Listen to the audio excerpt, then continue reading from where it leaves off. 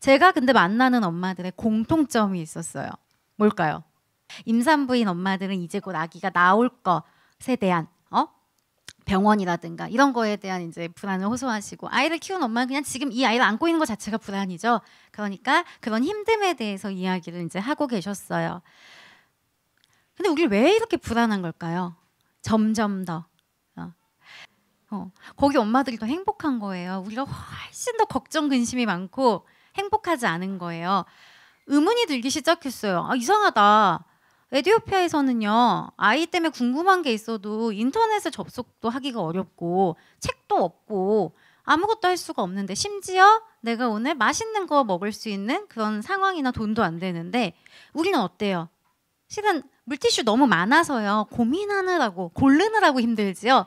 그런데 왜 우리가 더 많이 힘들고 우리가 더 육아할 때 만족감이 떨어지는 걸까?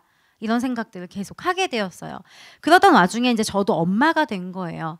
그러고 나서 보니까 제 마음에 계속 이 마음이 드는 거예요. 잘 선택해야 해. 뭘 잘 선택해야 돼요? 처음에 아이가 가졌을 때는 병원부터 조리원부터 도우미부터 거기서부터 시작해가지고요. 애 나오면 젖병, 이유식 통, 숟가락 하나하나 고르는 것 자체가 엄청 피로도를 높이는 거예요. 그게 엄청 압박스럽더라고요. 처음에는 어떻게 하면 좋은 물건을 찾을까를 고민하던 것이요, 이제는 아이의 문제를 맞닥뜨렸을 때 어떻게 해야지 이걸 단방에 없애지? 어떻게 해야지 얘가 안 이러게 만들지? 이 행동을 더 이상 안 하게 하지? 이제 정답을 찾는 것에 집착을 하기 시작한다는 거예요. 그런데 흔히 하는 얘기죠. 육아에는 정말 정답이 있을까요? 우리가 그토록 찾는 그것. 근데 왜 정답을 찾으려고 우리는 왜 이렇게 애쓰고 있어요? 지금 이 순간에도. 그죠? 인터넷에서요, 예민한 아기 이렇게 검색을 하면요, 어마무시하게 정보가 뜹니다. 우리가요, 궁금한 것을 찾아보려고 할 때 정보가 너무 많아서 힘들다는 거예요. 이 중에서 도대체 어떻게, 무슨 수로 정보에서 정답을 찾아내실 거냐라는 말이죠. 그런데 사실은요, 정답은 여러분이 생각하시는 것처럼 없지만 사실은 또 있을 수도 있어요. 뭐냐면 내 아이에게 맞는 정답을 찾아가는 과정이 있을 뿐이지, 지금 이 순간 누군가가 딱 떠넘겨주는 정보가 정확하게 정답이 있는 것은 아니라는 거예요. 그런데 사실요, 아이를 어떻게 키우느냐라는 건요, 학문으로 따지면 심리학이에요. 그죠? 아이는 왜 그렇게 행동할까? 라는 것을 알아야지 우리가 아이를 키우고 훈육하고 코칭할 수 있지요. 심리학이에요. 심리학에도요, 자기들끼리 그렇게 생각하는 대로 학파가 만들어졌다는 거예요. 그래서요, 우리가 손톱을 뜯는 아이가 너무 걱정이 돼서 엄마가 여기 파란색 학자에게 데려갔어요. 그러면 파란색 학자는 뭐라고 얘기하냐면요, 아까 누가 말씀하신 것처럼 혹시 애정이 결핍된 거 아니에요? 아니면 수유하다가 아이가 더 빨고 싶은데 빨고 싶은 욕구를 너무 급하게 끊으신 거 아니에요? 이렇게 얘기할 수 있다는 거예요.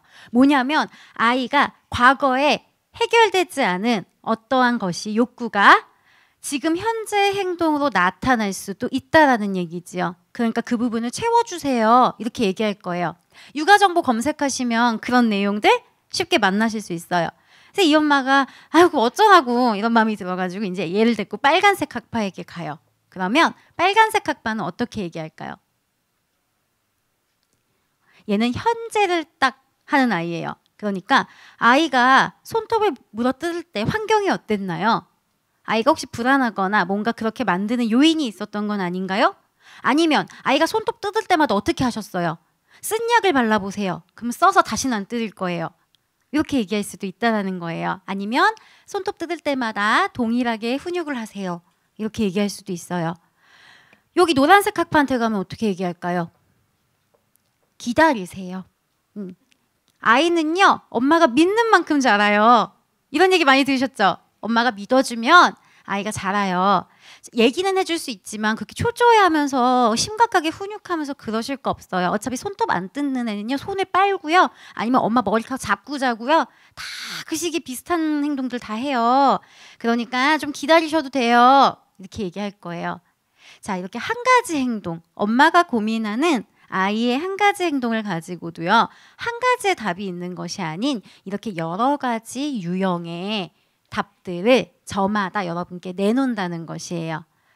그런데 우리가 기억해야 될 것은 뭐냐면요. 이렇게 다양하다는 이 사실 자체를 기억해야 돼요. 왜냐하면 우리가 인터넷이나 육아서를 통해 검색이나 책을 찾게 되면요. 10개 중에 8개는 뭐가 걸리냐면 얘가 걸려요. 빨간색이. 왜 그럴까요? 뭔가 정확하잖아요. 정확하고 엄마가 어떻게 해야 되는지 딱딱 알려주잖아요. 그러니까 엄마가 마음이 상대적으로 편하고 정확하다는 느낌을 받아요. 우리가 옛날에 즐겨봤던 우리 아이가 땡땡 했어요. 뭐 이런 프로그램들 이런 식으로 앞뒤의 행동을 탁탁 제거해주죠. 매직 같죠. 그런데 모든 아이들이 다 저 방법이 맞을까요? 절대 안 맞는 애들이 있어요. 그래서 우리가 이 한 가지를 아이한테 매칭한다고 해서 100% 이게 아이한테 정답일 수 없다라는 거죠. 근데 우리가 이렇게 다양한 것이 있구나라는 걸 알지 못하면 매번 내가 하나 얻어 걸릴 때마다 왜 안 되지 왜 안 되지 왜 안 되지 이러면서 엄마의 불안이 가중되고 자꾸만 이 사이의 정보를 왔다 갔다 하게 된다는 거예요. 그럼 아이 입장에서는요. 엄마가요. 나의 행동 하나를 가지고 계속 왔다 갔다 하는 느낌이 든다라는 거죠. 실은 여기서 엄마도 굉장히 헷갈리는 육아를 하게 되고 아이도 내가 그러니까 손톱을 뜯어 말어 헷갈리는 양육이 되게 되고 그러면서 점점 훈육과 양육이 잘 안 되니까 엄마의 자신감이 추락하게 되는 하나의 원인이 되는 경우가 많다는 거예요. 지금 우울하고 지금 아이가 내 앞에서 보이는 행동이요. 지금 당장 이 순간에 안 고쳐져도요. 20살 이후에는 안 그러는 방향으로 내가 선택해서 지금 육아를 하는 것이지 지금 이 순간 아이를 항상 완벽한 수준으로 우리가 만들 수는 없다라는 얘기예요. 제일 중요한 건 내가 선택할 수 있는 사람이라는 걸 믿는 거예요. 일단 엄마가 아이와 나에 대해서 고민을 하고 결정을 내렸으면 실은 아이와 나 자신에게 시간을 주고 밀어붙이는 힘도 굉장히 필요해요. 내가 선택한 걸 믿을 수 있어야 돼요. 많은 엄마들이 이제 선택하는 것을 자기가 하지 않고 인터넷에 있는 랜선 선생님에게 많이 맡긴다는 거예요. 가장 잘 해야 되는 것은요. 아이에 대해 그리고 엄마 자신에 대해서 아는 것이 육아 정보를 많이 습득하는 것보다 더 중요해요. 어차피 육아 정보나 육아서에 있는 내용들은 우리 아이에 대한 내용은 아니에요. 여러분이 여러분의 아이에 대한 데이터를 찾으셔야 돼요. 그리고 또 한 가지는 아이를 어떻게 키울 것인가에 대해서 내가 내 생각을 정리하는 과정이 반드시 필요해요. 아이가 어리면 어릴수록. 안 그러면 계속 흔들릴 만한 일이 많이 생기거든요. 이게 어려운 말로 얘기하면 육아관이에요. 내가 되게 중요하게 생각하는 좋은 인간이라는 것에 대한 관점이라든가 이런 것이 여기에 다 묻어 있거든요. 내 아이가요. 20살 때 30살 때 어떻게 살았으면 좋겠는지를 지금은 뱃속에 있지만 한번 생각해 보세요. 그게 여러분의 육아관이에요. 자기 일에 만족하는 사람이 됐으면 좋겠는지 다른 사람들과 어울리는 사람이 됐으면 좋겠는지 그 안에 여러분이 아이에 대해서 갖고 있는 육아관이 다 묻어 있다는 거예요. 너무 아이가 이제 막 점점 반항도 하고 고집스러워지면서 이렇게 몇 번 나도 모르게 손이 올라가는 경험도 하게 되고 내가 아이한테 소리 지르는 경험들을 한 번씩은 하게 돼요. 근데 그러고 나면요. 엄청 죄책감이 사실 들거든요. 어떻게 내가 이렇게 뱃속에다 품고 예뻐해 놓고 아이한테 소리를 질렀지? 신경질을 냈지? 이런 마음을 갖게 되세요. 그런데 전 그때마다 엄마들한테 완벽하지 않아도 괜찮아요. 완벽한 엄마가 그렇게 좋은 건 아니에요. 이런 얘기를 해요. 그럼 엄마들이 뻥인 줄 아세요. 선생님 저를 위로하려고 그렇게 말씀하지 않으셔도 돼요. 이렇게 얘기하시거든요. 그래서 저는 오늘 다시 한번 여러분한테 왜 엄마가 완벽하지 않아도 괜찮은 건지에 대해서 두 번째 이야기를 드리려고 해요. 그러기 위해서 제가 가져온 것은요. good enough mother라는 개념이에요. 뭐예요? 충분히 좋은 엄마예요. 자, 완벽히 좋은 엄마인가요? 아니요. 충분히 좋아요. 그냥 좋으면 된 거예요. 아이가 생각했을 때 우리 엄마 쏘쏘 좋아. 요 정도 느끼면 좋은 엄마라는 얘기예요. 이 얘기를 했던 도널드 위니컷이라는 학자가 있다라는 거죠. 화도 안 내고 이랬으면 좋겠다라는 꿈은 꿔요. 하지만 제가 이 순간 냉정하게 말씀드리지만 불가능합니다. 우리 중에 한 명 될까 말까예요. 거의 우리는 완벽한 엄마가 될 수 없다라는 거죠. 뭐냐면 뱃속에서 따뜻하게 쌓여 있다가 뭔가 온도와 공기의 급격한 변화가 있으니 좀 놀라기는 해요. 그래서 울죠. 그런데 이게 내가 정말 태어났구나라는 느낌을 가진 게 아니고요. 어린 왕자로 치면 불시착한 것 같은 느낌을 준단 말이에요. 근데 이상해요. 왜냐면 뱃속에서는요, 배고프면 어떻게 했어요? 그냥 저절로 들어왔어요. 그죠? 엄마가 배고픈 신호를 느끼니까 먹으면 탯줄을 통해서 들어왔죠. 똥 싸면 어떻게 해요? 엄마가 닦아줘요, 물티슈로? 아니죠. 저절로 엄마를 통해서 밖으로 배출이 돼요. 근데 태어나니까 그게 아닌 거예요. 배가 고픈데 음식이 안 들어와. 똥을 싸요. 묻어가지고 찝찝해. 온도 변화가 있는데 애미가 꿈쩍을 안 해. 아이가 어떻게 생각해요? 적극적으로 피하를 해야 되는구나 해서 이제 막 울기 시작해요. 날 내려놓지 마라 애미야 이러면서 먹여라 이러면서 이제 엄마한테 계속 울기 시작하죠. 그러면 이제 엄마가 아이를 막 들어 올리고 젖도 먹이고 하면서 반응을 해줘요. 그러면 아이가 음식이 들어오죠. 따뜻해지죠. 등 센서가 꺼지죠. 그러면 아 엄마 고마워 이렇게 생각을 하냔 말이에요. 아니에요. 얘는요 지가 짱인 줄 알아요. 야 나 장난 아닌데? 나 그냥 배고프다고 생각하고서 살짝 울었는데 음식이 생겼네? 야, 나 울었더니 바로 누가 나 안아주네? 아, 난 되게 전지전능하구나. 난 좀 짱이구나.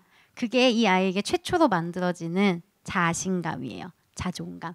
뭐냐? 나는 정말 괜찮은 인간이구나. 태어나기 잘했어. 여기 참 좋은 곳이야.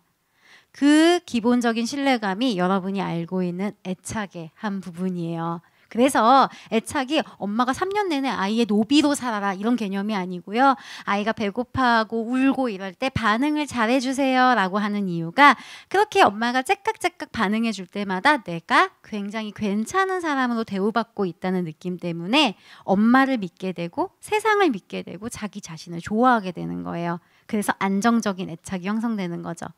그런데요, 한 6개월에서 8개월쯤 가게 되면요, 아이는 이제 알게 돼요. 여태 자기한테 그렇게 된 게 내가 한 게 아니라는 걸. 그게 엄마가 해준 거였던 거예요. 이제 엄마를 알아보기 시작해요. 주 양육자를. 그럼 어떻게 돼요? 엄마가 없으면 돼요, 안 돼요? 여지껏 내가 먹을 거 만든 줄 알았는데 우리 엄마가 준 거래. 근데 나는 아직 못 움직여. 그러니 미저리같이 엄마에게 집착하기 시작하죠. 엄마 화장실 가면 애미 어디 갔어? 이제 이러면서 엄마를 찾기 시작해요. 엄마 없으면 안 되는 초특급 미저리 기간이 생겨요. 한 6에서 8개월에 시작해서 돌이 좀 지날 때까지. 조금 불안이 높고 여리여리한 아이들은 조금 더 지속이 될 수도 있죠. 그 시간이 지나요. 자, 이 시간까지 사실 엄마는 최선을 다합니다. 엄청 완벽하려고 노력해요. 그리고 완벽할 수 있어요. 왜냐하면 아이가 요구하는 것의 양이 많지 않잖아요. 기껏해야 먹고 재우고 씻기고 안아주고 이런 차원이에요. 그러니까 엄마가 노력을 하면요 째깍째깍째깍 해줄 수 있어요. 그런데 돌이라는 분기점을 넘어가면서 엄마는 더 이상 완벽할 수 없어요. 첫째, 사실은요 이쁨에 대한 그 에너지가 다 빠져버렸어요. 그러니까 아이가 태어나서 우 이쁘다 했던 것에 대한 에너지가 이제 돌이 지나가면서 엄마도 시들시들해지고 이제 누적된 수면의 부족 시간과 이런 걸로 인해서 엄마도 이제 힘든 거예요. 그 다음에 아이가 요구하는 것에 대한 양이 옛날처럼 단순하지가 않은 거예요. 요구하는 게 너무 많아진 거예요. 아이는 걷기 시작하면서 하고 싶은 게 너무 많아지고. 그러니까 우리는 못 채워주게 돼요. 어차피 아이한테 완벽을 못 해줘요. 화도 내고요. 지금 못 해줘 기다려 이렇게도 얘기하고요. 그렇게 될 수밖에 없어요. 그럼 아이가 실망할까요? 에이씨 살지 말아야겠다 이런 생각이 들까요? 아니에요. 아이는 그때 어떻게 생각하냐면 역시 엄마도 안 되는 거였어. 내가 살아야 돼. 비로소 심리적 독립을 하기 시작해요. 그래서 엄마가요. 너무너무 계속해서 완벽하다. 그럴 수가 없지만 너무 완벽하다. 그러면 아이는 엄마를 떠날 수 없어요. 아이의 마음은. 왜냐면 엄마같이 완벽한 사람이 있는데 뭐하러 밖을 탐험해요. 엄마하고 딱 달라붙어 있으면 되지. 그런데 우리가 완벽하지 않기 때문에 아이는 내가 살아야 된다는 생각을 하게 된다는 거예요. 그것이 아이가 심리적으로 독립하고 세상으로 나가는 과정이에요. 그래서요. 엄마의 완전하지 않음이 오히려 아이를 성장시키는 그 변화가 생긴다는 거죠. 완벽하지 않아도 됩니다라는 것이요. 여러분을 위로하려고 하는 말이 아니에요. 여러분이 정말 애써서 선택했지만요. 그 물건이 안 좋을 수도 있어요.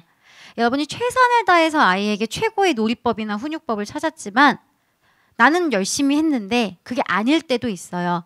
그런데 그것들이요. 여러분에게 있어 실패는 아니라는 거예요. 여러분과 여러분의 아이에게요.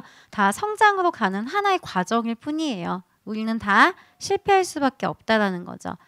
자, 전문가는요. 제가 전문가가 아니고 여러분이 전문가가 되셔야 해요. 아이에 대한 전문가. 근데 전문가는요, 눈 감았다 떴다고 전문가가 되는 게 아니에요. 전문가가 되려면 어떻게 해야 되죠? 근데 그걸 뭐 책을 놓고 공부하라는 얘기가 아니고요. 너무 잘 선택하려고 조바심 내는 것에 대한 에너지를요, 내 아이가 어떤 아이인지 발견하는 데 더 많이 사용하세요. 얘는 어떤 걸 좋아하고 어떤 걸 무서워하고, 그렇게 아이에 대한 정보를 누적시켜 나가야 지금이 아니고요, 중고등학교, 성인이 될 때까지 아이와 좋은 관계를 유지하실 수가 있어요. 에너지를요, 가장 최선의 것을 선택하기 위해서 지금 너무 많이 쓰지 마세요. 나를 믿고 아이를 믿으시고요. 에너지를 비축해서 20살까지 계속 쓸 수 있게 조금 더 여유를 가지시는 육아가 저는 필요하다고 생각이 들어요. 아까 말씀드린 것처럼 육아는요, 지금 이 시점에 대한 마침표가 아니에요. ING예요. 계속 해나가시는 거지 절대 지금 이 순간 무언가 아이를 완벽한 형태로 성취시키게 할 수는 없다라는 얘기예요. 좋은 엄마가 되기 위해서 노력하는 게 아니고 엄마라는 시기를 살고 있는 여러분 자신이 성장을 해야 하는 거예요. 제 이름은 이다랑인데요. 제가 엄마가 됐어요. 29살에. 그런데 29살에 엄마가 됐으니 전 이제부터 이다랑이 아니고 엄마인가요? 땡땡이 엄마인가요? 아니요. 저는 여전히 이다랑인데 땡땡이 엄마로서의 역할을 하나 더 받은 거예요. 물론 그게 중요하긴 해요. 하지만 그것이 여러분의 전부는 아니에요. 그런즉 엄마로서 성장하는 것이 아니고요. 여러분이 살고 있는 삶에서요, 내가 살고 있는 그 엄마라는 기간 있죠? 그 기간을 성장시키고 그 기간을 행복하게 사는 것이 핵심이에요. 그래서 내가 곧 엄마가 되지 마세요. 나는 엄마라는 역할을 하는 나예요. 그 부분을 기억을 해야 이 바쁘고 정보가 많은 육아 세상에서 여러분이 그나마 나의 소확행을 지키면서 나의 지조를 지키면서 내가 선택하고 결정해 나갈 수 있는 힘을 가질 수 있게 될 거예요. 정말 짧은 시간이지만 그래도 항상 그 어린 아이를 키우는 엄마들 만나면 너무너무 하고 싶은 말이 사실 많은데 항상 이런 강의는 저에게 시간을 많이 주지 않아요. 그래서 항상 아쉬운 마음이고 또 이게 배가 불러있는 것만 봐도 제가 너무 힘이 들어서 얘기를 길게 하는 것도 민폐다 이런 생각이 사실 드는데요. 저는 사실 아기 가졌을 때 그 말이 제일 듣기 싫었어요. 지금이 제일 좋은 거야. 너 애기 낳아봐. 완전 헬이야. 너 지금 잠 많이 자. 근데 막 그게 왠지 너도 불행할 거야 이렇게 종용하는 말처럼 들렸거든요. 근데 제가 그냥 감히 6살짜리 아이 키우는 선배 엄마로서 말씀을 드리자면 물론 몸은 뭐 지금이 편할 수 있어요. 근데 아이가 뱃속에 있을 때도 행복하지만 나와도 행복해요. 제가 가장 후회하는 것 중에 하나는요, 아이를 6살까지 키우는 동안 그 순간순간 아이를 더 사랑하지 못한 것이 후회가 남아요. 왜 지금 생각해보니 왜 재앙절개한 것 때문에 그렇게 끙끙거리면서 그랬을까? 왜 모유수유하다가 못하게 된 것 같고 그렇게 나 자신에게 실망했을까? 왜냐면 그것보다는 그 순간에 젖병을 물리면서 얘를 한 번 더 안아주는 게 지나가는 순간이었는데, 다시 오지 않는 시간이었는데 그냥 그때 그런 것보다 더 중요한 것을 선택할 것, 이런 것들이 아직까지도 굉장히 후회가 돼요. 그래서 지금도 6살짜리 아이가 저의 이 얼굴을 피폐하게 할 만큼 힘들게 하지만요, 6살은 이제 끝이에요. 저는 6살짜리 아이와 오늘 또 작별하는 거예요. 얼마 안 남았거든요. 그래서 이 순간 아이를 더 사랑하고 선택해야 되는 수많은 것들보다 내 아이를 똑바로 보는 연습을 하려고, 이 시간을 놓치지 않으려고 노력을 하게 돼요. 제 뭐 강의는 이론이니까 다 지나가도 마지막에 한 이 얘기만큼은 여러분의 마음에 꼭 남아서 여러분은 저같이 후회하지 마시고 아이를 그 순간순간 더 사랑하면서 행복한 마더후드를 보내셨으면 좋겠습니다. 네, 여러분 고맙습니다. 몸 많이 무거우셨을 텐데 똘망똘망하게 봐주셔서 고맙습니다. 네, 시청해 주시는 분들도 감사드립니다. 감사합니다.